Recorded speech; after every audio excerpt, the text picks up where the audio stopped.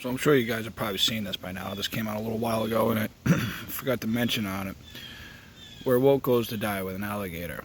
Why is that controversial? Well, now we know DeSantis, the anti-woke, right? Pretty much anything that's not white. Trashes woke ideology, but yet says nothing about the actual Yahtzees that are growing more and more numbers down in Florida that are showing up all over the place protesting, especially in front of Disney World.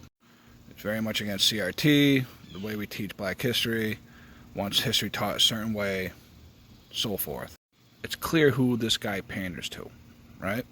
Okay, that being said, the reason why that vest is extremely offensive, if you know your history, they used to use black babies, and they referred to them as pickaninnies, as alligator bait.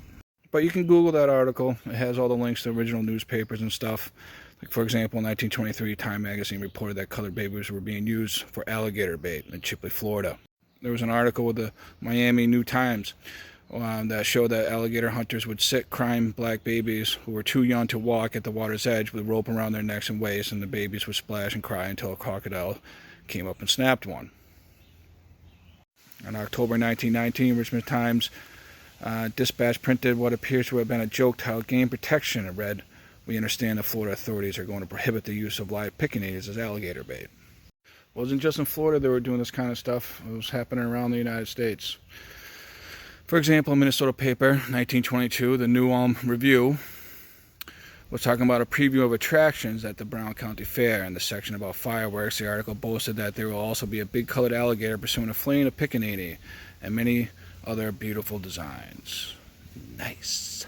1902, the St. Louis Republic described all the floats in the city's Veiled Prophet Parade, a secret society founded by a former Confederate soldier. The Veiled Prophet organization held a parade to tell the history of the Louisiana Purchase. Float number 15 was called The Plantation Life in Louisiana, displayed a monstrous alligator swallowing a fat pickaninny.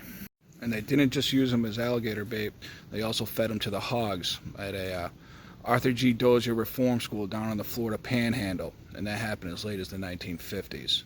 That particular facility was closed in 2011 because over the years there was a lack of supervision that enabled beatings, rapes, torture. You ever see that movie Sleepers? Yeah, except way worse. But don't worry, they said, "We're sorry." Fascism always placates to the past. It's always an old tradition. Make America great again. The good old days. They use messaging, symbols. Anyone who knows history and understands what they're looking at, what they're saying, the language they use, and the framework they use it in is very easy to identify. If you don't know any of that stuff, seeing Mrs. DeSantis just wear that vest, you would think there's nothing wrong with that. But knowing who their primary base is, who they placate to, and what their policies are and how they speak, is quite clear what they're trying to say. Anyway, good talk.